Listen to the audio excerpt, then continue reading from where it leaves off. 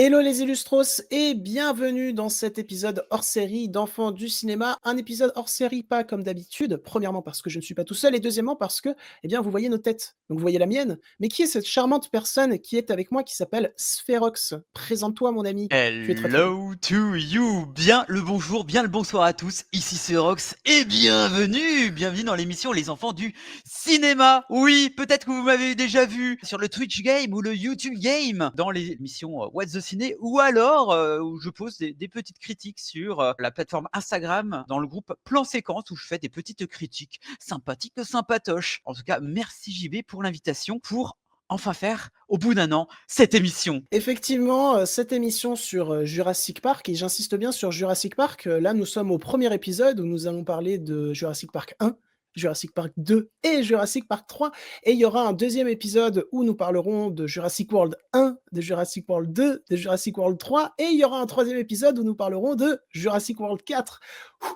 Voilà, c'est bon. Et effectivement, cette émission, ça fait un sacré bail qu'on avait prévu de la faire, mais maintenant on y est. Je te rends un peu l'appareil aussi puisque tu m'avais invité dans ton émission What the Ciné. Oui, effectivement, je t'avais demandé de venir à certaines émissions avec ton top et ton flop aussi. Et pourquoi pas à l'avenir que tu reviennes pour parler de certains films. Mais ça, seul le temps nous le dira. En tout cas, ça sera avec grand plaisir et donc ne tardons pas, cette émission est très importante pour moi, pour nous, mais surtout pour Spherox parce que Spherox est un immense fan de Jurassic Park et il va vous expliquer un petit peu comment il est tombé sur ces fameux dinosaures du cinéma extrêmement cultes. I own an island off the coast of Costa Rica.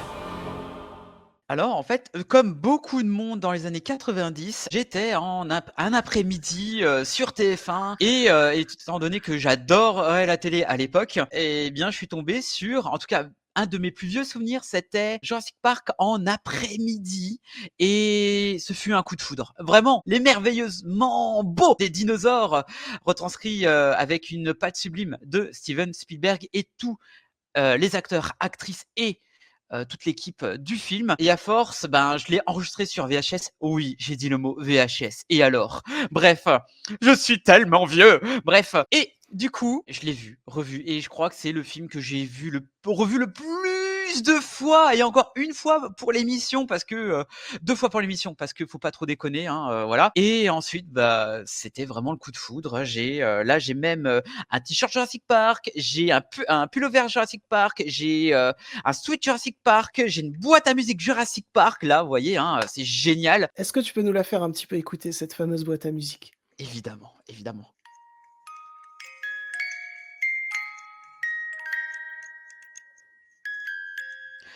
Déjà des frissons, voilà. Ah, c'est bon. Oui. Ah, j'ai les poils qui... Bref. Donc du coup, oui, évidemment, j'ai plein de choses de Jurassic Park, mais quand on réfléchit bien, il y a les mêmes produits dans les films, surtout dans le premier. Et voilà, et ensuite j'ai regardé le deuxième. On en parlera à tantiner, soit peu après le premier. Mais pour autant vous dire que Jurassic Park, c'est mon film préféré, mon film doudou, mon film par excellence. C'est indéniablement, c'est un des meilleurs films qui existent dans l'histoire de la pop culture et que ben seule la génération 90 est vraiment estampillée Jurassic Park. Et ensuite, 2010, c'est Interstellar, mais c'est un autre débat. Mais du coup, moi, je fais partie de c'est-à-dire je suis né en 2000. T'es entre les deux, mais t'es un peu cinéphile, donc ça passe. On va dire, la génération 90, c'est Jurassic Park, la génération 2000, c'est Harry Potter, Seigneur des Ouais. Anneaux. C'est vrai, c'est vrai. Et ensuite 2020, on sait pas, peut-être c'est quoi le film là sur Prime Video, un film d'amour là sur les réseaux sociaux, je me rappelle plus que où beaucoup entendu parler, mais c'est nul. À contresens. À contresens, voilà. Le monde du cinéma va mal. Le monde en général va mal. Bienvenue dans le podcast de la dépression. Non, mais sinon, du coup, moi, Jurassic Park, eh bien, j'ai un peu découvert, comme toi, c'est-à-dire que, ma mère l'avait vu au cinéma à l'époque. Elle l'avait vu 2 fois, en Allemagne, parce que ma mère parle très bien allemand.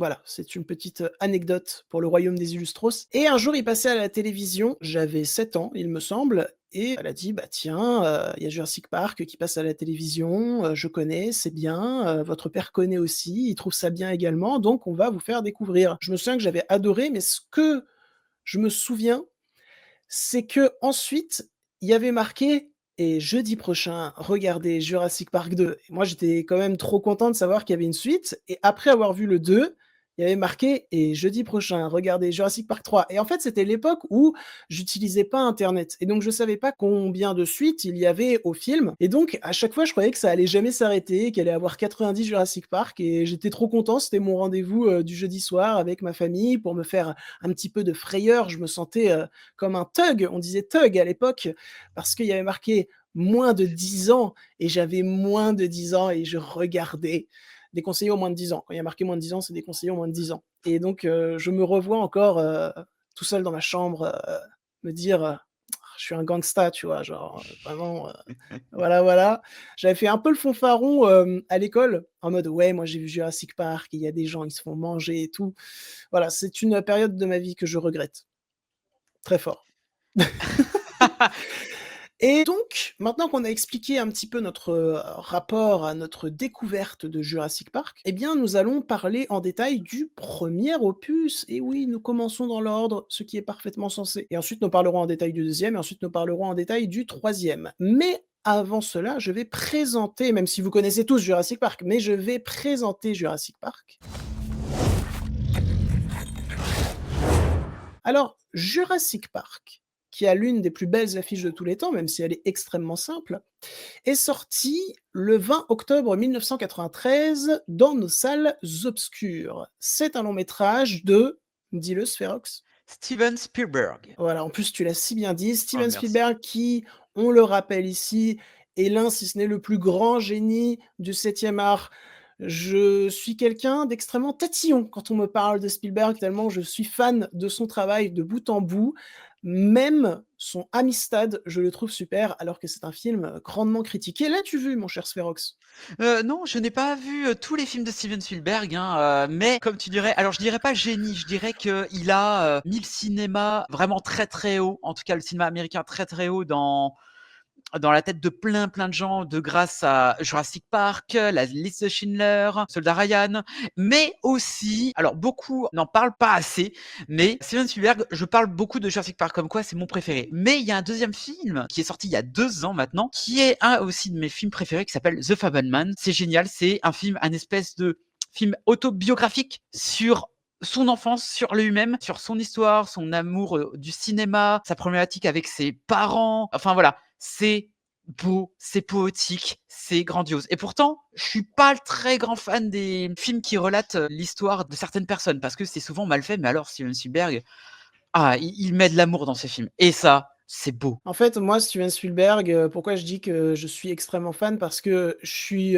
autant fan de ces gros blockbusters, américains, sachant qu'il a fait partie quand même des pères, des blockbusters et je suis autant fan de ça que de ces films bien plus intimistes. Je trouve qu'il y a toujours, une magie qui opère. Pour moi, c'est un magicien Spielberg parce que tout ce qui touche, tous les sujets qu'il traite, à chaque fois, ça arrive à m'émouvoir aux larmes et je te rejoins parfaitement sur The Fabelmans. Il y a 2 ans, j'avais fait un top sur Sens Critique, des films de Spielberg que je préfère et The Fabelmans était en 5e position. Mais mon préféré de lui, c'est Arrête-moi si tu peux. Bref, nous nous égarons, revenons à Jurassic Park, qui dure 2 heures 7 minutes. C'est de l'aventure, c'est de la science-fiction. Le pays d'origine est bien évidemment les États-Unis. Et alors, qui nous retrouvons au casting? Nous retrouvons Sam Neill dans le rôle du docteur Alan Grant, Laura Dern dans le rôle du docteur Ellie Sattler, Jeff Goldblum dans le rôle du docteur Ian Malcolm, Richard Attenborough dans le rôle de John Hammond, Richard Attenborough, qui a également été réalisateur, qui a réalisé un très bon film sur la vie de Chaplin avec Robert Downey Jr.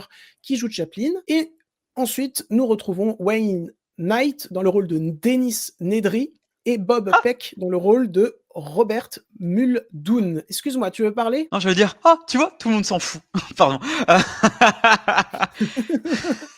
Pardon, c'est les répliques que je connais quasiment par cœur du film, donc. Au début, j'avais pas la ref. Du coup, j'ai cru juste que tu m'insultais en fait. Non, J'allais pas du mettre tout, fin. pas du tout, pas du tout. C'est juste ça. J'aurais pu dire, vous n'avez pas dit le mot magique. Pardon. Celle-là, je la connais bien, bien mieux. Et donc à la bande originale quand même, il faut le présenter, nous retrouvons L'immensissime John Williams et sa meilleure bande originale est celle de Hook de Steven Spielberg. Je ne changerai jamais d'avis là-dessus. Et que nous raconte Jurassic Park? Sur une île au large du Costa Rica, des scientifiques financés par le milliardaire John Hammond ont réussi à cloner des animaux préhistoriques. Leur découverte a permis de créer un parc d'attractions peuplé de dinosaures. Avant l'ouverture au public, Hammond demande à Alan et Ellie, deux paléontologues de renom, de cautionner son projet. Mais lors de la première inspection, le système de sécurité se détracte. Alors, Jurassic Park, premier du nom, je pense que c'est celui sur lequel on va dire le moins de choses parce que, entre guillemets, tout a déjà été dit sur ce film. Je pense que on peut commencer par dire qu'on adore, comme beaucoup de gens, ce film qui est immensément culte, mais je vais te laisser, toi, déclarer ta flamme, peut-être pour la millième fois de ta vie, mais je Ah, suis sûr que ça te fait du bien, ça te hérisse les poils à chaque ah, fois. ça me hérisse les poils du crâne alors que j'en ai pas et ça c'est très fort. Jurassic Park, c'est une ode pour le cinéma d'aventure. C'est une lettre ouverte à King Kong aussi, hein, avec de très belles références. Les personnages sont d'une finesse et évoluent. On peut dire que beaucoup de personnes, par exemple, je vais prendre Alan Grant. Alan Grant, alors on l'aime beaucoup, mais c'est quand même un petit connard quand même au départ. Il aime pas les enfants et ensuite, de par cette aventure-là, il va changer d'avis sur les enfants et tout, et il va prendre un peu sa paternité comme être un papa de substitution pour les enfants de l'ex et Tim. Je trouve ça merveilleux. Mais en dehors de ça, des personnages grandiloquents comme Jeff fucking Goldblum, qui est incroyable, Laura Dern, qui est mais vraiment génial. Mais j'ai envie de vous parler d'autre chose que, en fait, plus on regarde le film, plus on s'intéresse normal et quand on s'intéresse au film, et ben, de part en part, on regarde qu'il y a différents paliers, différents messages. Au tout départ, c'est un peu comme une tour, tu vois. Premier étage, tu vois, waouh, un joli film d'aventure, un dinosaure et tout, incroyable avec des effets spéciaux et tout. Là, c'est juste un effet global que tout le monde connaît, genre, ah, c'est incroyable et tout. Mais quand on creuse, on voit que c'est un film sur l'évolution, sur le féminisme. Eh oui, incroyable, Steven Spielberg a créé un film sur le féminisme. Oui, parce que et sur le patriarcat parce que c'est un peu des scientifiques qui décident de faire un parc avec que des femelles. Et qu'est-ce qu'ils vont faire? Bah, les femelles, ils vont de part se venger, voilà. Et aussi le fait de la création. Est-ce que tu as le droit quand même, vu que tu peux, est-ce que tu as le droit en fait? Le film nous fait réfléchir de, est-ce que oui, tu possèdes la technologie, mais t'es pas un dieu non plus. Et c'est pour ça que, en dehors du film Popcorn, c'est vraiment extraordinaire. Et de plus que ça, c'est un film assez méta. Pourquoi? Je vais prendre de part la tempête qui se passe dans le film, qui d'ailleurs, quand j'étais petit, quand Nedry appuie sur le bouton d'un ordinateur, la scène suivante, on entend l'orage. Et moi, quand j'étais petit, je pensais vraiment qu'il avait activé l'orage depuis son ordinateur. C'était complètement con, mais j'ai dit, oh, il est trop fort! C'est un dieu. C'est un dieu, mon Dieu. Bref, et mis à part ça, en fait, cet orage-là a énormément servi. En fait, vous voyez, l'orage, genre par exemple, qui s'abat sur l'île, c'est le véritable orage qui s'est abattu pendant le tournage. Et ça, c'est ultra méta, c'est que Steven Spielberg a utilisé cet orage-là pour le mettre dans son film, pour qu'il soit vraiment, que le film fonctionne autant bien, en fait. C'est génial. Et encore pour anecdote, il y a que l'acteur de Dennis Nedry qui est le seul acteur à avoir quitté l'île parce qu'il avait terminé ses scènes. Alors c'est très drôle parce que dans le c'est le premier personne à se faire bouffer dans le parc en fait. Voilà, comme quoi ce genre de parallèle est extraordinaire. Qu'est-ce que je peux dire d'autre? Il y a aussi John Hammond. Alors John Hammond, parce que en fait c'est un peu ce petit milliardaire cool qui représente un peu Steven Spielberg, mais ça vous connaissez. Voilà. Mais aussi c'est juste vraiment c'est un gros gamin. Alors que dans la vie véritable là, de maintenant, il aurait fait tout ça, il serait déjà en prison. Quoique, peut-être qu'il serait dans la même cellule que Sarkozy, mais on ne sait pas. Mais J'aime bien cette vanne. merci, merci. Mais en dehors de ça, on ne peut pas, en tout cas, par rapport au livre, on ne déteste aucunement John Hammond parce qu'il a voulu bien faire. Et comme dit une phrase, C'est dans le troisième, c'est Alan Grant qui dit: «En agissant pour les meilleures intentions, c'est souvent là que le pire se produit». ouais, c'est presque ça. Mais Je crois que c'est ça. du coup, moi, je trouvais ça très intéressant qu'en fait, les personnages en fait, on déteste aucun personnage. Bon, sauf Denny parce que c'est un c'est un connard, mais On le comprend parce qu'il est un peu mal payé, et cetera. Mais en fait, il est con, mais on comprend le pourquoi. Et on comprend que, il se fait acheter par une autre compagnie qu'on verra dans d'autres opus. C'est vraiment ce genre d'aventure où il y a différentes visions, différents personnages qu'on ne déteste pas et c'est génial. Et avec cette magie qu'on nous envoie pendant plus de 2 heures, c'est magnifique. Bref, avec des phrases qu'on a encore, dans nos têtes, 30 ans après. Voilà, je dis pas ça parce que j'ai plus de 30 ans, c'est faux, mais ce film, il est tellement ancré en moi que, j'ai le Blu-ray 4K aussi, hein, et voilà et bientôt un tatouage quand j'aurai un peu plus de sous, mais ça, c'est autre chose et c'est fou de se dire que le premier livre est un peu différent, très différent du premier opus de Jurassic Park, car en fait, bah, Ian Malcolm meurt dans le livre, John Hammond est un connard, le livre est beaucoup plus explicatif dans tout ce qui est de la génétique et beaucoup plus sombre, mine de rien. Alors, il y a des choses qui se passent qu'ils ont repris dans le 2 et aussi dans le 3, un tout petit peu, et un tout petit peu dans le Rebirth, me semble-t-il. Et c'est pour ça que bah, Michael Crichton, ce qui est drôle, c'est qu'il a vendu des droits à Spielberg avant que le livre ne sorte, et ensuite il a revendu des droits à Universal, donc il a gagné énormément. Mais bon, il avait quand même son mot à dire dans le premier Jurassic Park, mais pas dans le deuxième. Tout ça pour vous dire que c'est une très belle adaptation, très différente. Peut-être pas à la manière d'un Shining, en tout cas, où on voit quand même un espèce de gros clin d'œil de Spielberg à Stanley Kubrick dans la scène de la cuisine, quand Ellie est en train de faire un espèce de mode miroir contre le Raptor, qui d'ailleurs, j'ai une question pour vous, en tout cas pour toi, mon cher JB. Si tu as une scène qui t'a marqué, ça serait laquelle dans Jurassic Park 1? Alors, une scène qui m'a marqué dans Jurassic Park 1, c'est probablement pas l'une des scènes, les plus connues du film, à savoir la scène de la cuisine. C'est pas forcément non plus la scène, de l'arrivée à Jurassic Park ou la scène, où ils partent de Jurassic Park. En fait, c'est la scène où Ellie Sattler doit aller remettre de l'électricité et qu'elle dit, «Monsieur Arnold, on a réussi», parce qu'il y a le bras de monsieur Arnold sur son épaule et qu'en fait, tu te rends compte que ce bras, il est tout seul. Il y a plus monsieur Arnold avec ce bras, tu vois? Et ça m'avait vraiment impressionné, quand j'étais petit. Après, il y a une autre scène aussi, la scène où, l'avocat se fait, manger tout cru par, le T-Rex et attention, je vais éternuer, ça va être incroyable. Voilà, il y a peut-être un deuxième. Non, pour le moment, il y a pas de deuxième. On est tous déçus. Mais Ah. sinon, du coup, maintenant que tu as, donné, ton avis, très effervescent sur, Jurassic Park, plein de passion, est-ce que je peux donner le mien? Ah mais vas-y, vas-y, fais-toi plaisir. Alors, Jurassic Park, premier du nom, est un chef-d'œuvre.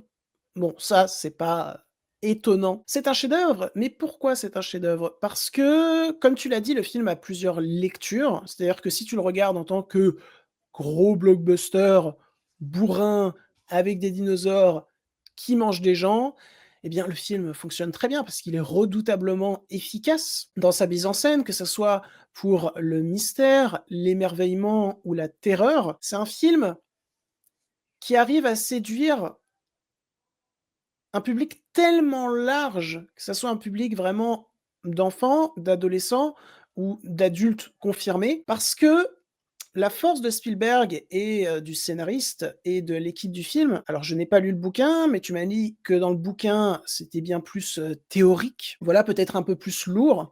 Oui. Bien la force de Spielberg avec ce premier Jurassic Park, c'est qu'il va continuellement opposer des séquences très théoriques où tu vas, au bout d'un moment, trouver ça un petit peu lourd et tout d'un coup, on passe vers une séquence soit d'émerveillement, soit de terreur pour que ce côté lourd soit relâché. Donc il y a vraiment une efficacité dans la construction du récit, que ça soit à l'écriture ou dans la mise en scène. Et puis moi, ce que je trouve fascinant en termes de plusieurs lectures, c'est vraiment ces dinosaures. Alors ces dinosaures, ils peuvent être mis en parallèle avec, bien, une arrivée massive dans le cinéma hollywoodien, notamment grâce à Jurassic Park, à savoir les effets spéciaux numériques. Il faut prendre conscience à quel point, à l'époque, c'était extrêmement impressionnant. Et donc, comme le professeur Alan Grant est émerveillé et ne sait plus où donner de la tête quand il voit les dinosaures, eh bien les spectateurs, eux, étaient dans le même cas face à ces effets spéciaux numériques qui encore aujourd'hui tiennent vraiment bien la route, voire plus que dans les prochains opus, mais on y reviendra un petit peu après. Donc ça, c'est la première lecture que tout le monde connaît, qui est la plus évidente, mais qui est quand même très intéressante parce qu'elle n'a toujours pas vieilli, elle est toujours aussi efficace. Ensuite, il y a la deuxième lecture où forcément ces dinosaures, ils représentent, bah, le capitalisme. Et oui! Mon Dieu, le capitalisme est traité dans Jurassic Park, est traité dans de nombreux films de Steven Spielberg, dans de nombreux films américains ou dans de nombreux films tout court. Non mais donc voilà, ces dinosaures qui représentent le capitalisme, ce capitalisme qui, entre guillemets, est mis, en liberté et va se déchaîner et va finir par bouffer les personnes responsables de ce capitalisme. Voilà, donc on a un film qui est très anticapitaliste, hein, mais que je trouve encore une fois, très efficace, voilà, parce que ce propos est développé sans jamais déjà qu'on te mentionne, vraiment le mot capitalisme et surtout de manière parfaitement compréhensible, mais pas abrutissante, que ça soit encore une fois pour des enfants, des adolescents ou des adultes. Vraiment la force des films de Steven Spielberg, j'en parlais avec un ami et donc la force de Jurassic Park, c'est à quel point il arrive parfaitement à séduire le point de vue de chacun des spectateurs, à donner argent comptant à chacun des spectateurs. Ensuite, on a ce point de vue féministe dont tu as parlé, évidemment, avec, également, Ellie Sattler face à Jeff Goldblum. Jeff Goldblum qui est un personnage quand même très en demi-teinte parce qu'il est quand même d'un sexisme affolant par certains instants et justement, c'est ça qui est fort aussi avec Jurassic Park, c'est que c'est un film qui joue sur plusieurs cours en même temps sur chacun de ces points. Tu prends les personnages, ce n'est pas des personnages qui sont binaires, qui sont unidimensionnels et ça fait un bien fou donc de revoir, Jurassic Park encore aujourd'hui parce que dans les blockbusters, d'aujourd'hui, on nous a souvent habitués à des personnages unidimensionnels, Oui. binaires et là, c'est pas le cas. C'est des personnages, comme tu l'as très bien dit, qu'on va détester dans un premier temps, puis adorer dans d'autres, qu'on va se méfier par certains instants et d'autres faire entièrement confiance. Tu prends par exemple le personnage d'Alan Grant, c'est exactement ça. Tu prends le personnage de Jeff Goldblum, c'est exactement ça. Le personnage de Jeff Goldblum qui va être bien plus développé dans le deuxième. Tu veux dire quelque chose? Oui, alors plus précisément, Goldblum, au départ, il est très, satirique, très, dans son monde, en fait. On le déteste pas, il est juste c'est un ovni, en personnage. Je dis: «Mais personne est comme ça» et finalement, de par son arrivée dans le premier parc, il y a une grosse évolution du personnage dans le deuxième. Mais on le déteste pas, c'est juste pour dire: «Qu'est-ce que fait ce clown ici?» en fait, au départ et en fait, tu comprends un peu mieux. Bah, en fait, moi, ce que je trouve fascinant,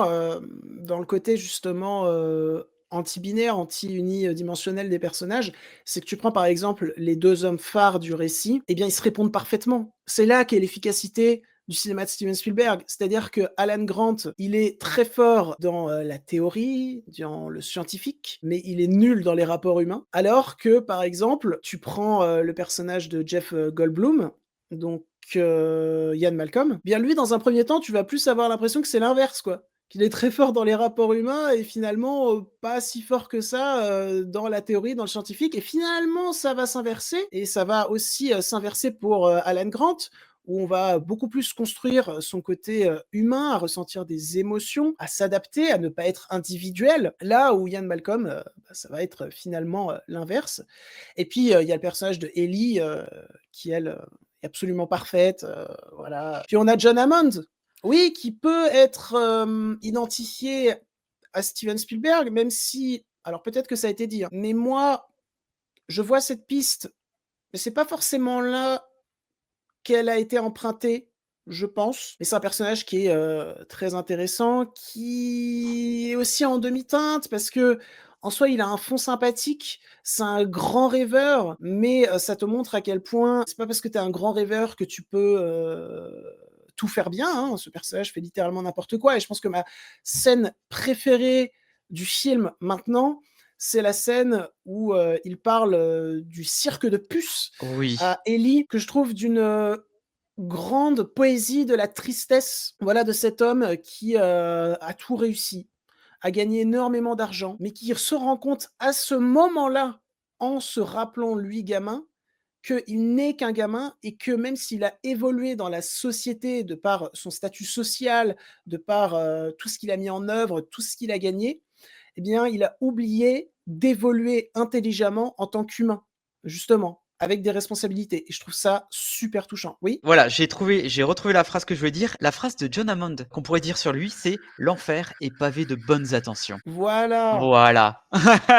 C'est cette phrase, mais la phrase dont je te parlais tout à l'heure, c'est une phrase de Alan Grant dans Ouais. le 3e et puis au-delà de ça, Jurassic Park, bon voilà, c'est un film, avec la magie du cadre de Steven Spielberg qui opérera toujours aussi fortement dans le 2e, avec la bande originale de John Williams qui, est immensément culte, mais ce n'est pas pour rien.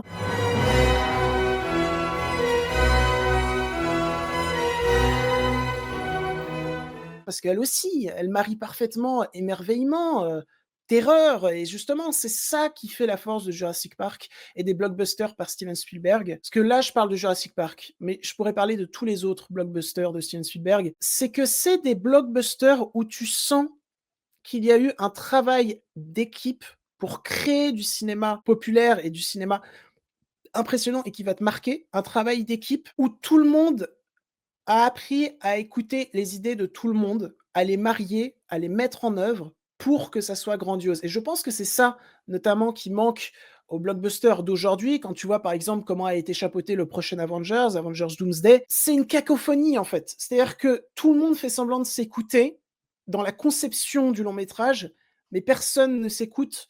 Tout le monde agit de manière ultra individuelle, justement, que ça soit à l'écriture, à la mise en scène et ensuite, offre une sorte de peinture, de surcouche de: «Non mais en fait, on a bossé ça tous ensemble pour que ça soit bien». Mais moi je pense que ce qui manque aux blockbusters d'aujourd'hui, c'est justement le travail commun et c'est beaucoup trop individualiste la façon dont on les fait et c'est pas le cas pour Jurassic Park et c'est pas le cas pour les blockbusters de Steven Spielberg parce que c'est des films où tu peux mettre n'importe quelle personne qui a bossé sur le projet au même stade. Entre guillemets, il y a pas de hiérarchie, tu vois ce que je veux dire?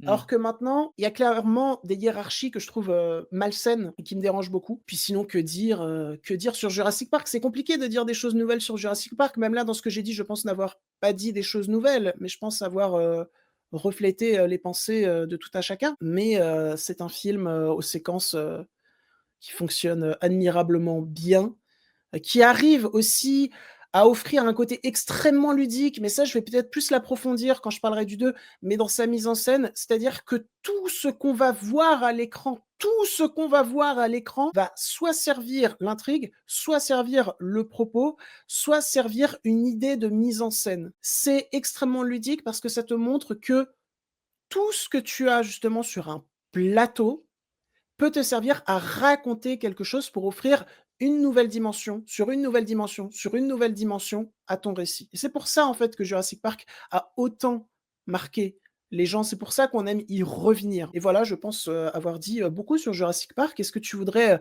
rajouter, quelque chose? Que c'est le meilleur film de tous les temps, évidemment, et qu'il y a aucun débat sur ça, voilà. Je vous interdis de dire autrement, voilà. La République, c'est moi! Ah pardon. Donc là, on est vraiment à l'ascension de l'univers Jurassic Park. Et on est au Et premier. Et on est au premier. Mais c'était vraiment une ascension, en fait, ce film. C'était une ascension pour Steven Spielberg, c'était une ascension pour le cinéma, dans ce que ça a apporté au public et dans ce que ça a apporté à l'histoire du cinéma. C'est une véritable ascension, Jurassic Park, premier du nom. Bah, alors oui et à la fois non. Tu Le oses cas me contredire? Oh alors oui, mais je vais même compléter ce que tu vas dire et dire qu'au départ, Jurassic Park a été fait seulement parce que Steven Spielberg voulait absolument faire la liste de Schindler et Universal lui a dit: «Bah, alors écoute Steven, on t'offre les fonds nécessaires, on t'offre les choix qu'il faut pour faire, ton film. Par contre, tu vas nous faire Jurassic Park avant». C'est OK, ça totalement vrai. et voilà et pourtant il a mis de l'amour, hein. Oh là là, qu'est-ce qu'il il a mis de l'amour dans ce film et ce qui était très intéressant aussi, c'est que durant le tournage de La Liste de Schindler et bien, en fait, le jour, il était en train de filmer les séquences et le soir, il était en train de monter Jurassic Park. Le mec, il dort pas, c'est un robot. Mon Dieu, on vient de découvrir un secret. Oh mon Dieu! Bon bref, tout ça pour vous dire qu'il était vraiment aux petits soins pour faire le premier Jurassic Park et ensuite, ben, l'histoire a raconté que Jurassic Park, bim, Liste de Schindler, bim, Soldat Ryan, bim. Enfin bref, il y a eu ça et ce qui fait une bonne transition pour parler de Jurassic Park 2, mon cher. Et je rajouterais à ce que tu as dit que, en fait, oui, tu complètes bien mon propos. C'est une véritable ascension parce que ça a montré, quand tu sais que Steven Spielberg a quand même beaucoup apporté au blockbuster avec Les Dents de la Mer, mais que c'était un tournage. De toute façon, les tournages de Steven Spielberg au début se sont rarement très bien passés. Mais quand je dis que c'est une ascension, c'est que ça a montré encore plus fortement à quel point Steven Spielberg avait un amour du cinéma. En fait, c'est-à-dire que, ok, c'était une commande Jurassic Park, mais il y a donné tout autant de cœur, de passion pour un beau résultat que pour la liste de Schindler qu'il souhaitait absolument faire. Donc c'est là que moi je parle d'une ascension, surtout qu'après ça s'est enchaîné, comme tu l'as dit, en termes de réussite, même s'il y a peut-être eu quelques petits accros. Mais donc maintenant, nous allons passer à Jurassic Park 2. Now it's only a matter of time before this lost world is found and pillaged. Et ne serait-ce pas le début de la chute? On va voir, on va voir. Donc, Jurassic Park 2, intitulé Le Monde Perdu. D'ailleurs, je pense que c'est mon titre de toute la saga Jurassic Park, Jurassic World préféré. Il est également réalisé par Steven Spielberg. Il est sorti dans nos salles obscures le 22 octobre 1997. Il dure 2h09. C'est de l'aventure, de la science-fiction. C'est évidemment en pays d'origine, les États-Unis. Et alors, qui c'est qu'on retrouve au casting? Eh bien, exit Alan Grant, exit Ellie Sattler, et re-bienvenue Dr. Ian Malcolm, interprété toujours par Jeff Goldblum, et bienvenue également à Sarah Harding, interprétée par Julianne Moore, ou encore Roland Tembo, interprété par la personne ayant le nom de famille le plus compliqué du monde. Je vais essayer de le dire en une fois. Pete Postlethwaite. Et bonjour aussi à Peter Ludlow, interprété par Arliss Howard. Rebonjour à John Hammond, toujours interprété par Richard Attenborough. Et bonjour à Nick Van Owen, interprété par Vince Vaughn. J'adore Vince Vaughn. Et j'ai redécouvert qu'il avait joué dans ce film en revoyant Le Monde Perdu hier soir. Que nous raconte ce deuxième opus? 4 ans après le terrible fiasco de son Jurassic Park, le milliardaire John Hammond rappelle le docteur Ian Malcolm pour l'informer de son nouveau projet. Tiens, il lui révèle que le premier parc n'était qu'une façade et qu'il existe une autre île. Tiens, où des centaines de dinosaures vivent encore en liberté. Tiens. The hell was that? Go. As fast as you can. Maintenant, je vous propose que Spherox donne son avis en premier sur ce second opus tant décrié. Eh bien, avant toute chose, il faut revenir aux prémices du deuxième. Alors, il faut dire que Steven Spielberg, comme on l'a raconté avec JB, c'est qu'il avait fait 2 gros films après Jurassic Park 1. Et donc, du coup, au départ, c'est Joe Johnston qui devait faire le deuxième. Mais Steven a dit je te laisse le troisième, bro, et je prends les commandes du 2. Mais malgré tout, la fatigue se ressent quand même. Hein. Mais aussi, c'est que il fallait demander à Crichton quelques petits droits avant. Et oui, parce que avant le film ne sorte, il y avait Le Monde Perdu qui est sorti en livre. Et du coup, le film est sorti. Alors, la mort de Ian Malcolm. Jésus revient, il est ressuscité. Voilà. Ça prend à peu près les mêmes choses, sauf que c'est un peu moins bien. En tout cas, dans le livre, on voit vraiment que dans le livre, c'est qu'il a été fait vraiment pour faire le film, entre guillemets. J'extrapole, mais c'est à peu près ça ce qui s'est passé. Et donc, du coup, comme dans le premier, au départ, Universal voulait donner les droits de visionnage, de vue pour Crichton dans le deuxième, mais finalement, ils l'ont pas fait. Ils avaient pas confiance en le projet et ont dit non, en fait, finalement, tu sais ce que t'as fait, Christian? Tu nous as donné les droits, donc on va pas te donner du droit de regard. Donc du coup, ça c'est pas trop, hein, il a pas aimé. Bref, je divague. Vague, merci. Et du coup, ce qui s'est passé, Steven Spielberg, quand même, il a beau être très fort, enchaîner 3 excellents films, mais ça se voit que dans ce deuxième-là, il est un peu plus compliqué. Et pourquoi il a voulu faire ce film-là? Pour, surtout, une scène d'action, voire peut-être 2, la scène d'action du camion, du ravin. Voilà, il s'est dit, tiens, oh ouais, allez, c'est parti, allez mon kiki, pardon. Il a un accent. Pas du tout. Il a un accent texan, c'est génial. Et surtout que, peut-être, étant donné il aime bien faire Equa King Kong, pourquoi pas faire un truc dans une ville avec un T-Rex? Je dis ça, je dis rien. Bref, alors, pour revenir au film, évidemment, j'ai mon meilleur ami qui m'avait passé à l'époque les DVD de sa mère. Alors, c'est pas ce que vous croyez. Alors, plus les DVD du 1, 2, 3. Non, mais j'y vais pas comme ça. On juge pas, on juge pas. On juge pas. Et du coup, j'ai dit: «Ah ouais, je peux me le passer? Ah ouais, il y a pas de problème». Donc je regardais le 2 et le 3 en plusieurs fois et à chaque fois je le redemandais, il me dit: «Mais tu en as pas marre?» «Jamais, avec les dinos». Bref, et donc du coup, bah, c'est là où j'ai plus de fois regardé le deuxième et un peu le troisième. Bref, et du coup, bah, alors, fut longtemps, c'était un de mes Jurassic Park préférés. Enfin, en tout cas, mon deuxième préféré parce que la nostalgie, Ian Malcolm, le T-Rex, les vélociraptors, n'allez pas dans les hautes herbes! Bon bref, voilà. Incroyable cette séquence. Incroyable. Cependant, quand je l'ai revu, bah, il y a pas si longtemps. Alors, effectivement, il y a quelques scènes d'action, quelques personnages qui sont cool. Bah, évidemment, Ian Malcolm qui est, alors certes, très différent, beaucoup plus satirique et beaucoup plus dark, on va dire, que dans le premier opus. Et on sent qu'il a été marqué à vie du premier parc. On a aussi Roland, qui, je trouve, c'est un peu le chasseur gentil. Il sait ça, quand s'arrêter, tu vois. Enfin, c'est un des rares personnages qui arrive à être un peu con, mais sympathique. Un peu comme Peter Ludlow.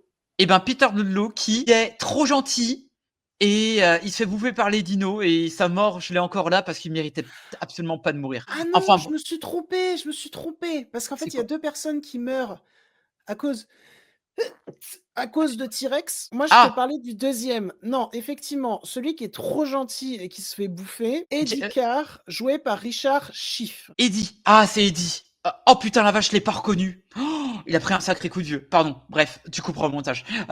Bon, je recommence. Eh bien, c'est le personnage de Eddie, interprété par Richard Schiff, qui est vraiment tip top. C'est l'ami qu'on peut compter. Il est drôle, il est là pour soutenir Yann, il est là pour... Enfin, c'est vraiment le meilleur pote qu'on veut avoir. Malheureusement, bah, il meurt de sa bonté. Et c'est dommage parce que dans ce film-là, mis à part que les scènes d'action, que ça soit le T-Rex, que ça soit les vélociraptors et certaines choses, et le chasseur qui chasse le T-Rex, il a un rythme ouf, un peu haché. Et les personnages, c'est l'antithèse du premier. Et en fait, quand on réfléchit, quand tu vois Sarah Harding par rapport à Sadler dans le premier, elle est un peu bête quand même, hein. Elle est loin d'être une spécialiste. En tout cas, on nous le dit, mais on nous montre pas. C'est enfin, c'est pas ouf. Et mis à part ça, effectivement, mais je ne peux pas le détester parce que il y a quand même quelques scènes vraiment qui font très, très reportage sur la vie des dinosaures. Je trouvais vraiment, on était dans Confessions intimes avec un T-Rex. On voit des stégosaures, on voit un peu plus de dinosaures en plein jour. Et surtout, bah, il y a des choses plutôt intéressantes, c'est que ben, le dernier acte du film, bah, ça se passe à San Diego. C'est le gros clin d'œil à King Kong, tu vois. Avec un T-Rex, c'est génial. Alors oui, c'est Steven Spielberg, il adore ces scènes d'action, ça se voit, on adore. Mais mis à part ça, bah, c'est beaucoup moins dithyrambique que le premier. On sent que il s'éclate, mais le bougre, il est fatigué. Repose-toi, vieux, repose-toi. On sait ce que t'as fait. Enfin, c'est dommage. Je peux pas le détester, ce film. Alors, je sais quand il est sorti au cinéma en 97, beaucoup l'ont décrié, beaucoup l'ont dit ah c'est pas bien, etc. Alors oui, il a d'énormes défauts, mais impossible de détester. Vraiment. Malgré tout, on adore, même si Kelly, la fille de Ian Malcolm, fait un Mawashigiri à un vélociraptor, c'est drôle. Allez, on va prendre ça comme argent comptant parce que j'aime les dinos, mais bon voilà. Mais sinon, qu'as-tu pensé du deuxième, mon cher? Alors, c'est assez marrant parce que moi, Jurassic Park 2, quand j'étais petit, c'était potentiellement mon préféré. Et puis, je l'ai revu. Au fur et à mesure des années, je me suis rendu compte qu'il était quand même vraiment inférieur au premier. Le premier qui est parfait, quoi. Et je l'ai revu hier. Ça faisait bien 5 ans que je l'avais pas vu. Et je dois dire que j'ai peut-être pris plus de plaisir que toi à le revoir.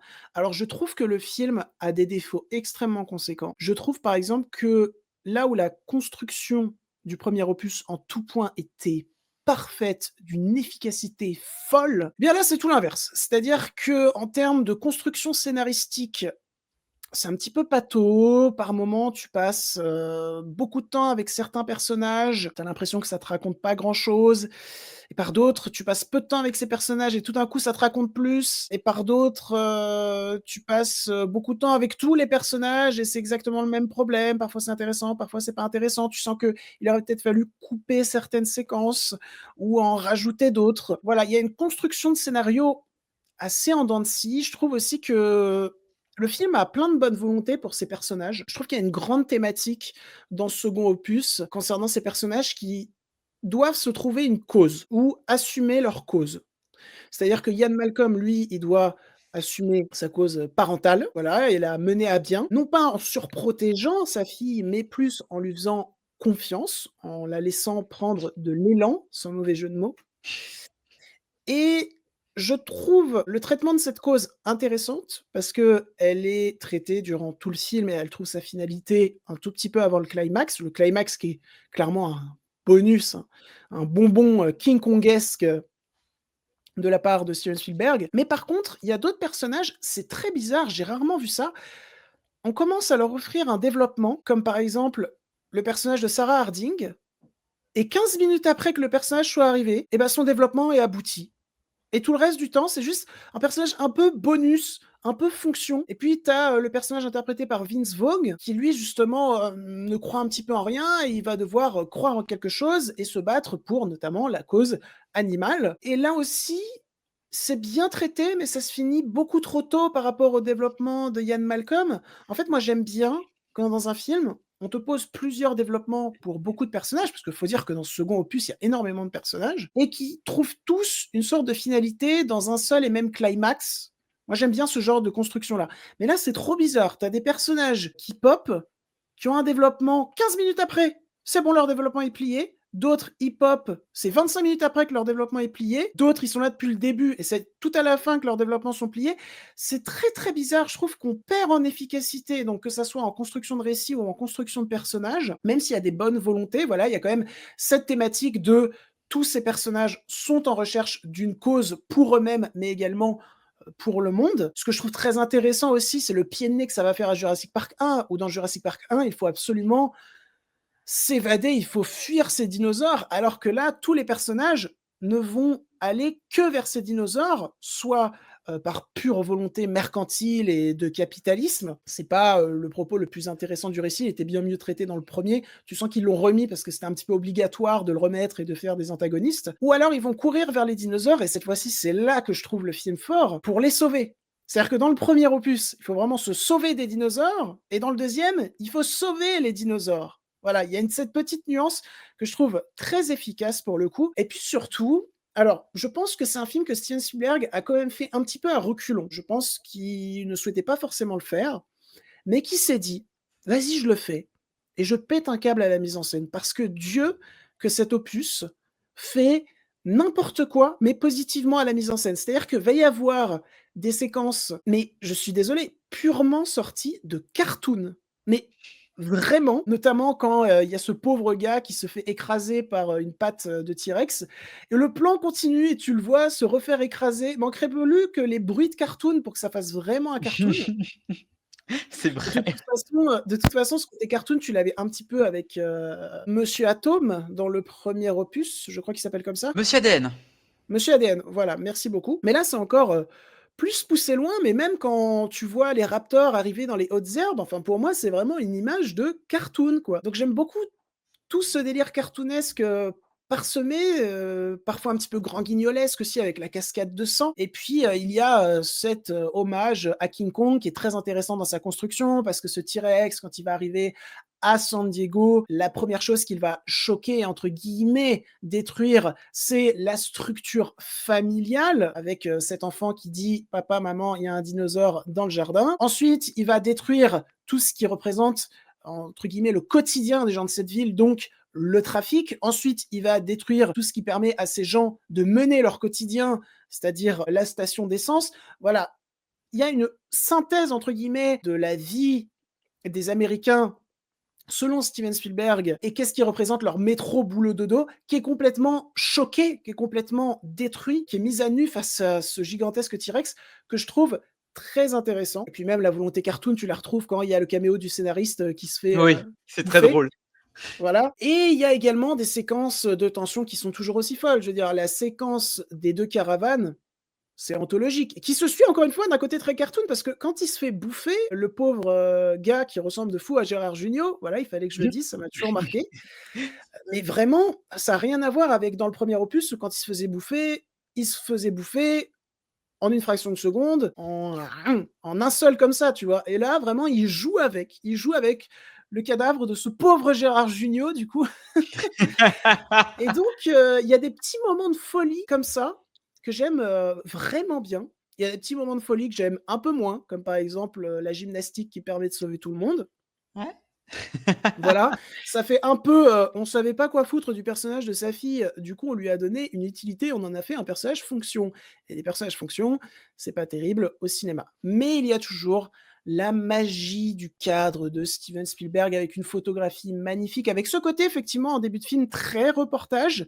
C'est pour ça, c'est un globi-boulga de plein d'inspirations de mise en scène, mais vu que c'est Spielberg, ça matche bien ensemble. C'est pas un globi-boulga, une cacophonie inexplicable, ça matche bien ensemble. Alors, oui et non, parce qu'en fait, rappelez-vous une scène. Avant que le T-Rex arrive en format Kinder Surprise ferroviaire à San Diego, eh bien, on voit qu'il y a la main du commandant de bord, enfin, je suis même pas sûr que ça soit le commandant de bord, qui est arrachée. D'ailleurs, clin d'œil au Jurassic Park 1. Mais du coup, est-ce que tu sais pourquoi il y a une main arrachée sur le volant du bateau, si on peut dire le volant?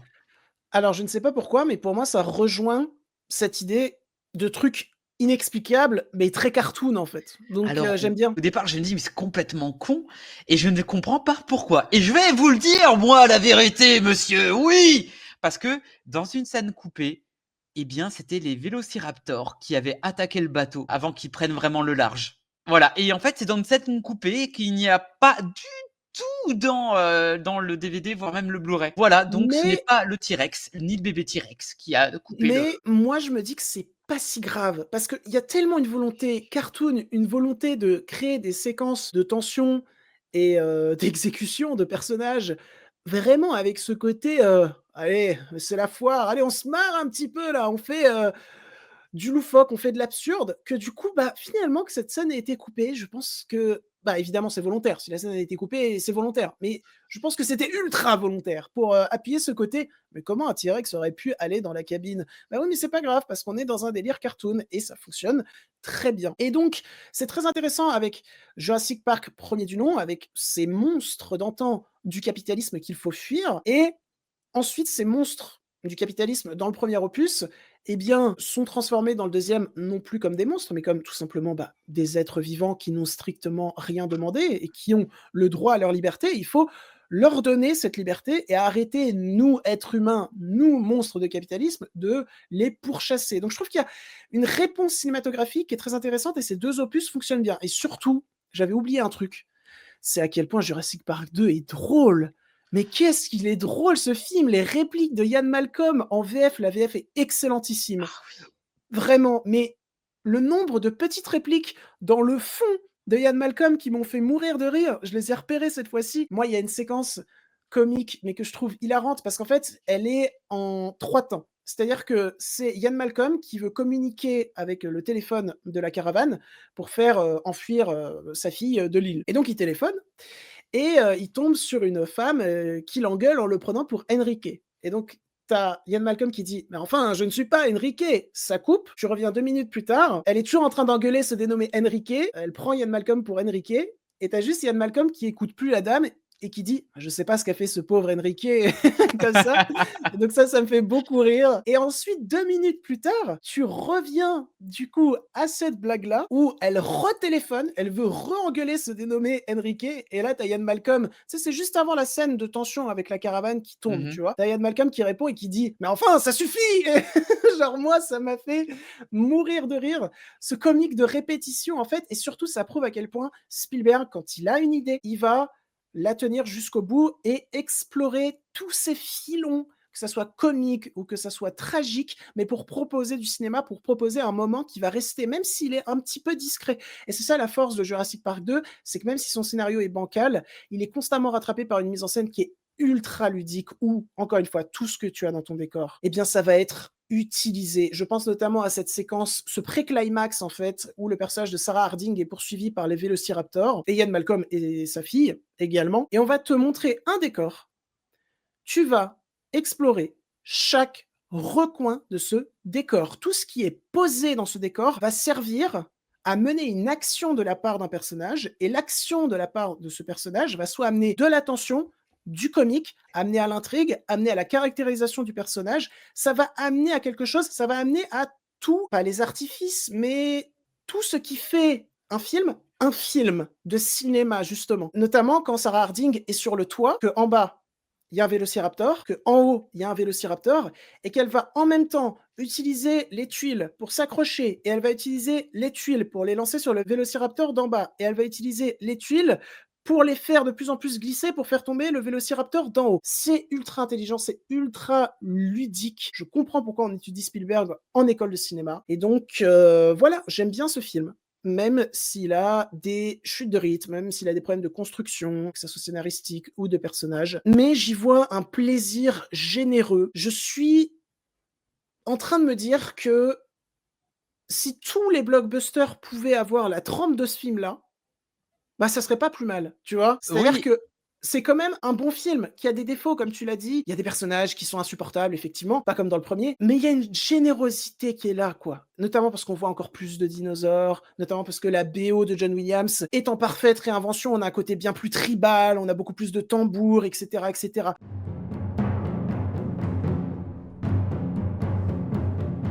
Il y a quelque chose de nouveau. On a envie d'étendre l'univers, d'étendre le lore. On le fait pas toujours bien, mais on le fait avec du cœur et c'est ça qui compte. Voilà. et surtout que là, tu me parlais de blockbuster. Avant qu'on continue sur le troisième, il y a une scène qui m'a un peu pas tiqué, mais quand, par exemple, ils sont en danger de mort dans le camion qui est en train de s'écrouler, quand il y a Eddie qui demande qu'est-ce qu'ils veulent, ah, une corde, ah, tiens, un sandwich, voilà. En fait, Ça, c'est si en tu trop. voilà, c'est alors, c'est en trop, mais étant donné que j'arrive pas à le détester. Est-ce que c'est la nostalgie? Je ne sais pas, mais j'avais l'impression de voir une espèce de prémisse de Marvel. Ce genre de blague-là, certes, il le met. J'ai pensé exactement à la même chose. Je me suis dit, cette vanne, elle est en trop. Cette vanne, elle provient d'un Marvel. C'est pas possible. Elle a été Et, rajoutée après. et pourtant, le film est venu bien avant le MCU. Je sais pas, moi, je ne déteste pas, et ça va bien avec le personnage. En tout cas, un des personnages, tu vois. Ben, il y a de Malcolm, mais les autres, j'avoue, mais ça me dérange pas, parce que ben, on essaye de fuir, mais est-ce que une personne censée dirait ça? Je ne sais pas. Mais en Bah, tout cas, je pardonne parce que, bah, j'aime bien. Je peux pas vous dire avant, plus. Voilà, avant de passer au 3, je pense que tu aimes bien le film parce que malgré ses lacunes, il y a quand même un savoir-faire cinématographique derrière, quoi. C'est-à-dire que si tu le prends en tant que juste blockbuster bourrin avec des dinos qui mangent des gens, je veux dire, le film fait totalement l'affaire, tu vois. Ça reste un bon divertissement. oui, Mais si tu creuses, c'est là que tu te rends compte que le film est rempli de bonne volonté, mais qui réussit pas tout. En fait, ce qui lui manque, c'est l'efficacité du premier. Il y a des ruptures de ton qui marchent pas. Par exemple, la vanne dont on vient de parler, tu vois. Et il y a le scénario et les personnages. Mais à aucun moment, tu sens une malignité, une envie de mal faire derrière, tu vois.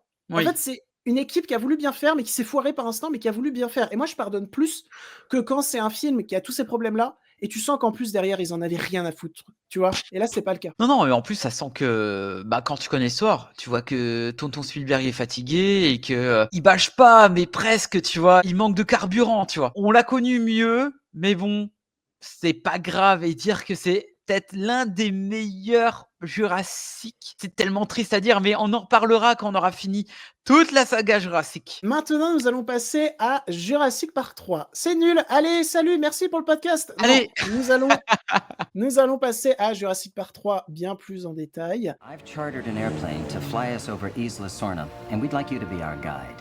Donc, Jurassic Park 3, qui cette fois-ci est sorti le 8 août 2001 dans nos salles obscures et n'est plus réalisé par Steven Spielberg. Il est réalisé par un Gus que Spherox avait présenté tout à l'heure, à savoir Joe Johnston, qui devait réaliser le 2, mais finalement a réalisé le 3. C'est un long métrage qui a eu de multiples problèmes de production, mais on va pas revenir sur tous parce que sinon le podcast durerait 3 heures. c'est bien Et 3 heures en donc, parlant de Jurassic Park, c'est pas la vie, sinon?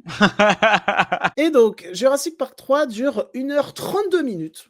Voilà, c'est 30 minutes Téléfilm. de moins que les autres opus. C'est de l'aventure de la science-fiction, ça provient des États-Unis. Et alors, on retrouve au casting, eh bien, Monsieur Alan Grant qui revient avec Sam Neill pour l'interpréter. Nous découvrons Paul Kirby avec William H. Massey pour l'interpréter. Nous découvrons, alors que nous n'aurions jamais voulu la découvrir de notre existence, Amanda Kirby, interprétée par Théa Leoni. nous découvrons Billy Brennan, interprété par Alessandro Nivola. Nous découvrons Eric Kirby, interprété par Trevor Morgan. Et nous découvrons Monsieur Udesky, pour lequel j'ai de la sympathie. Le pauvre gars, quoi. Interprété par Michael Jeter. Et alors, que nous raconte ce Jurassic Park 3? Les dinosaures vivent en totale liberté sur 2 îles. Alan fait la connaissance de Paul et Amanda, qui lui proposent de le financer contre un survol. Mais cela ne va pas bien se passer. Peut-être que Paul et Amanda ont menti à Alan Grant sur leurs véritables intentions. They can talk to each other. To a degree we'd never imagined. On July 18th. You probably won't get off this island alive. Et alors, on disait que Jurassic Park c'était l'ascension, Jurassic Park 2 c'était le début de la chute. Ça allait encore. Jurassic Park 3, là c'est compliqué là. Là c'est la chute là. Oh là Voilà, là. je te laisse développer. Ah bah merci, hein, il me laisse seul là. Putain, on est que 2. Oh là là, quelle désillusion, quelle tristesse. En fait, ça sent que Spielberg, il est plus là. Il est là peut-être pour donner un peu d'argent, un peu de force à Joe Johnston, qui a fait quelques années plus tard The First Avenger, Captain America, que j'aime plutôt bien. Et qui a Bref. surtout fait Jumanji. Putain, il a fait Jumanji, c'est vrai. Donc c'est pas un mauvais réal. C'est un bon yes man, si on peut dire ça comme ça. Je dirais pas Yes Man, je dirais c'est un bon faiseur de base. Mais là pour Jurassic Park, il s'est complètement foiré. Ah ouais, non mais c'est le téléfilm, hein. Enfin bref, Jurassic Park 3, j'aurais voulu, en le regardant, en me disant: «Ah finalement ça va, c'est tiède quoi». Non, alors, en fait, je suis content de revoir Sam Neill, qui d'ailleurs Sam Neill a repris le rôle parce que pour lui, il jouait mal dans le premier opus. C'est ce qu'il a dit. Allez voir, Sam Neill dans Merlin, le téléfilm. Il est extraordinaire d'ailleurs. Bref, Et pardon. on lui envoie beaucoup de soutien évidemment. Voilà, énormément. Du coup, j'étais heureux de revoir Sam Neill de retour après son épopée de 93 et on le revoit que lui. Alors, si, on revoit aussi un petit peu Laura Dern qui... Quoi? Pardon? Sont plus ensemble? Quoi? Elle a un gosse? Avec... Pas lui? Puis qu'est-ce qui s'est passé? J'ai raté des épisodes. Mais t'as foutu quoi, Joe? Joe, t'as foutu quoi, merde? Steven, il avait construit un truc, toi t'as mis une baffe au couple et finalement ils s'entendent plus. Bref, Alan Grant est l'ombre de lui-même dans cet opus. Alors, oui, effectivement, il fait toujours des fouilles, des abusés et l'appât du gain. Il retourne dans ses travers du 1. En fait, le problème, c'est que ça détruit tout ce que faisait le 1 et je n'aime pas cet opus-là. Alors, ça aurait pu être un bon téléfilm parce que oui, on voit d'autres dinosaures, on voit enfin l'ankylosaure. Alors, le sachiez-vous, l'ankylosaure, ça se dit ankylosaure en en allemand parce que le Y ça dit U. Pardon, voilà. Bref, c'est mon dinosaure préféré. Et on voit à nouveau le Spinosaure qui va prendre le trône du meilleur dinosaure qui va tuer le T-Rex.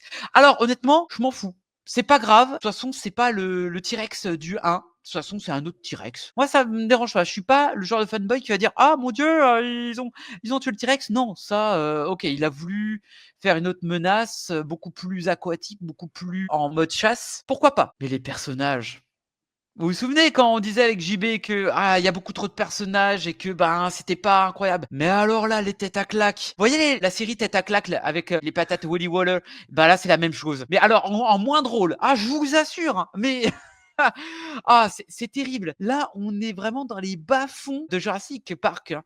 Mais même dans Jurassic World, ça stagne avec Jurassic World, hein, le 3e. Hein. Enfin, et encore, on en reparlera. Le côté aventure, il y a peut-être la volière qui est, à tant il soit peu, la scène la plus intéressante parce que c'est pris des livres. Voilà. Ah, il y a une scène culte aussi avec le Raptor qui dit Alan. Pardon. Bref, je ne l'aime pas. Je n'apprécie guère. Il y a peut-être quelques scènes qui sont bien. Alors, évidemment, il y a la scène qui avec le portable.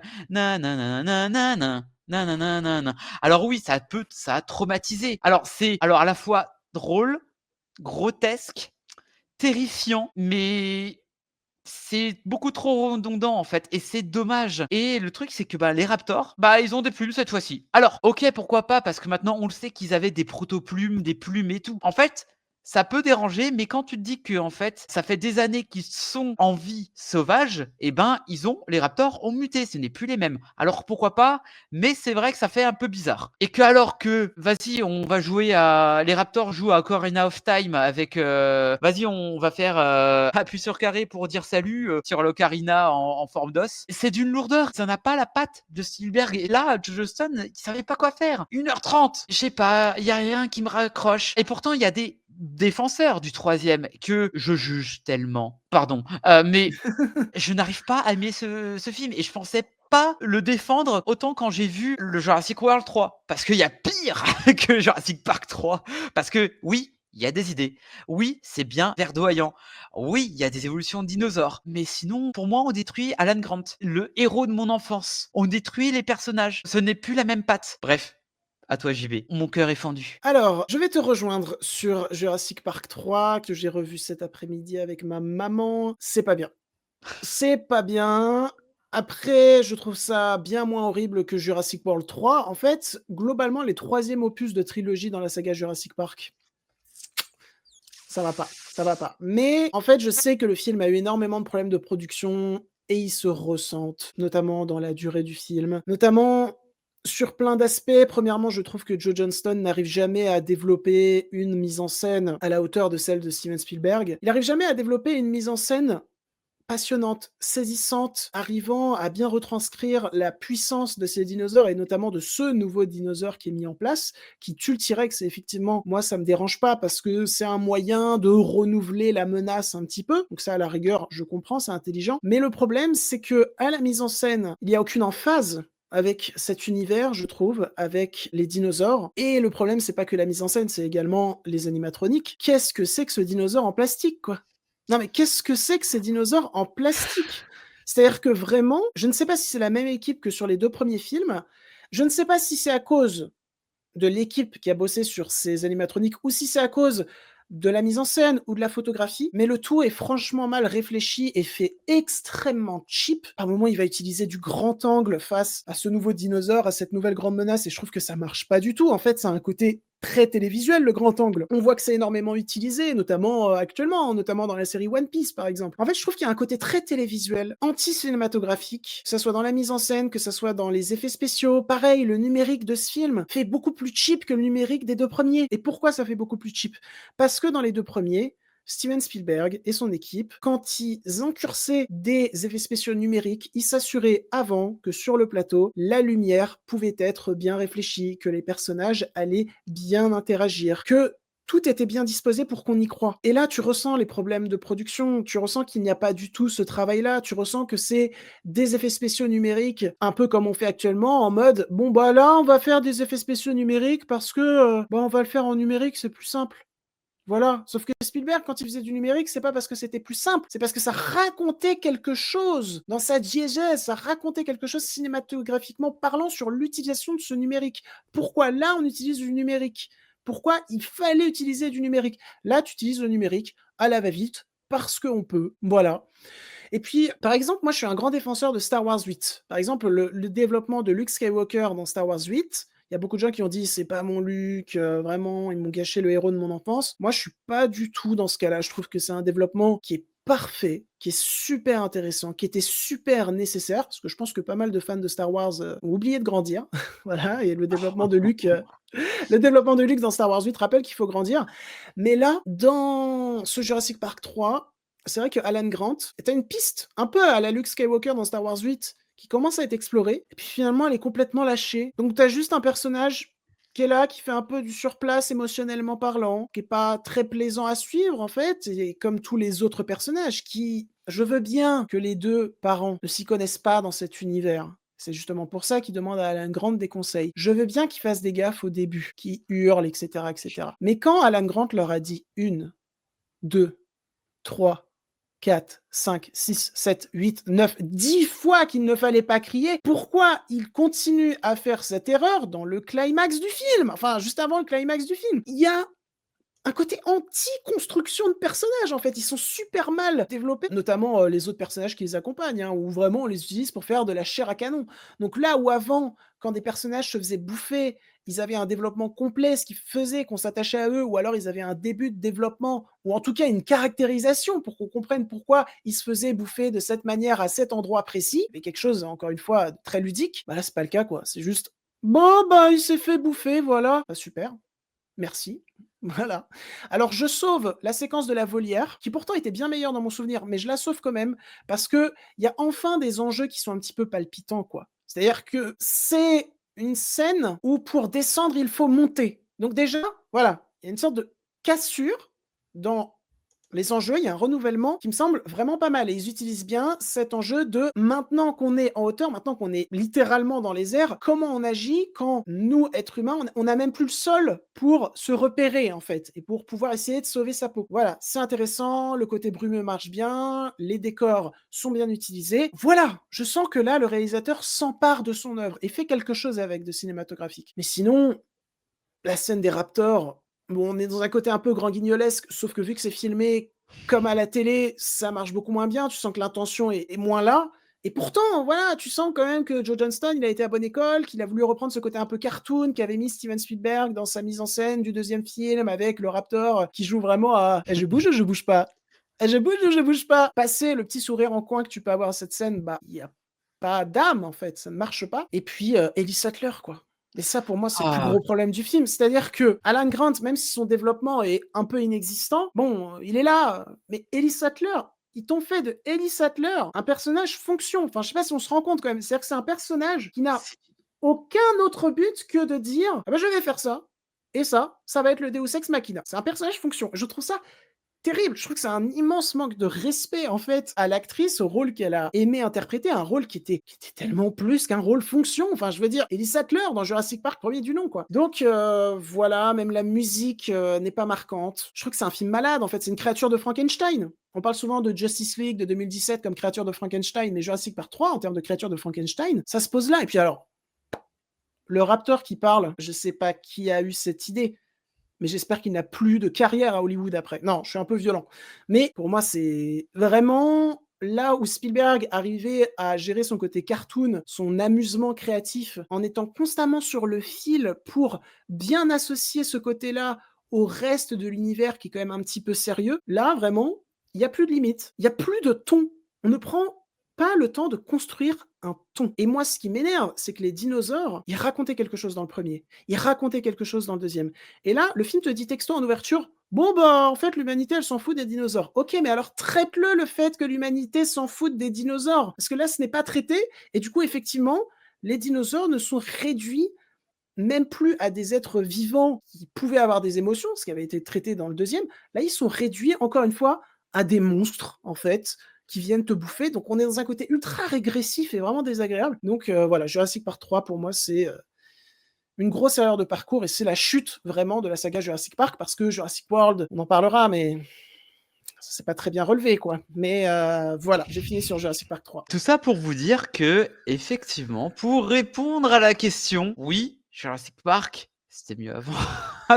C'est triste à dire, mais il y a quand même des choses bien qui vont arriver dans Jurassic World. Là, on a eu 3 films pour dire laissez les dinos. Vraiment, laissez les dinos. Et t'as l'impression que Universal, c'est les parents dans le troisième. Ils n'écoutent pas, ils crient. Quoi? Quoi? Vous voulez qu'on fasse des suites? Enfin, c'est exactement ça. Enfin, pour vous dire que Jurassic Park, dites-vous que les 3 qu'on vous a dit là, il y en avait un qui était le meilleur et les 2 autres, ça amène à débattre. Même le troisième, avec la suite qui En va fait, arriver. pour moi, je me suis rendu compte de quelque chose de triste. Je me suis rendu compte qu'en fait, Jurassic Park sans Spielberg, c'est pas grand-chose, quoi. Non, mais vraiment, honnêtement, c'est-à-dire que Jurassic Park 2, on peut dire ce qu'on veut, mais ça reste un bon film. C'est-à-dire, on va un peu teaser sans trop en dire, mais moi, Jurassic World 1, je trouve pas que ça soit un bon film. Le 2, j'ai de plus en plus de doutes, même si j'adore les imageries inquiétantes que crée Juan Antonio Bayona. Le 3, j'en parle même pas. Et le 4, je vais commencer à devenir violent, en fait. Donc, c'est triste à dire, en fait, que peut-être c'est une saga qui aurait dû s'arrêter après le passage de Spielberg. Est-ce que ça serait pas une des pires sagas qui existent? Non, quand même pas. Parce que même si Jurassic World 1, j'ai du mal, il y a des bonnes choses. Jurassic World 2, faut que je le revoie. J'ai souvenir quand même de très très bonnes choses dedans. notamment de la meilleure mise en scène de la saga depuis Jurassic Park 2. Jurassic World 3 et 4, bon là c'est compliqué. Mais tu compares par exemple à une saga comme Resident Evil, que moi j'adore, hein, parce que j'adore les films nuls de Paul W.S. Anderson. Mais voilà, tu vois, Resident Evil, c'est bien plus nul, c'est éligible à pire saga de tous les temps. Jurassic Park, non. Mais je pense que on aurait dû comprendre que les grandes heures de Jurassic Park, eh bien, c'était terminé à partir de Jurassic Park 2, en fait, à partir du départ de chez Spielberg. De Spielberg, pas de chez Spielberg. Mais en vrai, ça marche, les Ouais. deux phrases Ah, marchent. les deux marchent très très bien en tout cas. Voilà, bah écoute, je pense qu'on a terminé cet épisode sur Jurassic Park. Est-ce que avant, tu voudrais pas nous dire tes 3 répliques préférées de la saga? Il y en a une où ça vient à la fois de Ian Malcolm et Edith Sattler dans la voiture. C'est Dieu crée les dinosaures, Dieu détruit les dinosaures, Dieu crée l'homme, l'homme crée les dinosaures et la femme hérite de la terre. Ça, mais alors ça, incroyable, incroyable! Et vraiment, tu peux pas faire de plus qui résume aussi bien Jurassic Park entre le féminisme, l'évolution et la création. Tout est dans la phrase. Il y avait quoi dans le deuxième? Ian Malcolm, il dit, où tout le monde nous disait, ah, au départ, tout est beau, tout est merveilleux, et ensuite on fait, t'entends les hurlements, et ensuite, sauf qui peut. C'est à peu près comme ça, moi je trouve ça génial. Malheureusement, dans le troisième, j'en ai pas trouvé, et donc, Alan. Alan, voilà, Alan. En fait, moi, il y a une réplique, et je vais terminer là-dessus, qui me fait mourir de rire de Ian Malcolm dans le deuxième. C'est quand il s'engueule avec Sarah Harding et que t'as sa fille qui vient et qui commence à dire « Tu sais, papa, je pense que Sarah a raison. » Et t'as Ian Malcolm qui dit « Pour le bien de ton avenir, il vaut mieux que tu ne finisses pas cette phrase. » Ah oui. Je la Ça, trouve tellement c'est bien sortie, notamment en génial. VF. Bref, c'en est terminé, mon cher Spherox, de notre premier rendez-vous autour de Jurassic Park. Mais nous y remettrons les pieds. Mais ça s'appellera plus Jurassic Park, ça s'appellera Jurassic World. Voilà, Ah, voilà. ah, ah, ah, ah. Pardon. Non, mais je te comprends. Bref, on espère que cet épisode hors série d'Enfants du cinéma, que j'ai pris grand plaisir à enregistrer avec toi, vous aura plu, intéressé et diverti. Si c'est le cas, n'hésitez pas à le liker, le commenter, le partager sur vos réseaux sociaux. N'oubliez pas de vous abonner à la chaîne, de vous abonner à tous les réseaux de Spherox qui seront en description. Et est-ce que tu as quelque chose à dire avant que je coupe? Attention, chérie, ça va couper. Eh bien, merci beaucoup pour cette invitation. Vivement la deuxième partie. Et n'oubliez pas, si vous voyez un vélociraptor, c'est que vous êtes cerné. Parfait. Parfait. Et je suis jaloux de tes lunettes. Merci. Moi, j'ai pas les lunettes comme ça. Je crois que j'ai même aucun produit dérivé de Jurassic Park. Ça veut dire que tu as cédé au capitalisme et moi non. Voilà. Je suis handicap seulement pour Jurassic Park parce que je reconnais sa valeur. On s'en va côtoyer d'autres univers avec des dinosaures et on vous dit salut. Ciao, bye!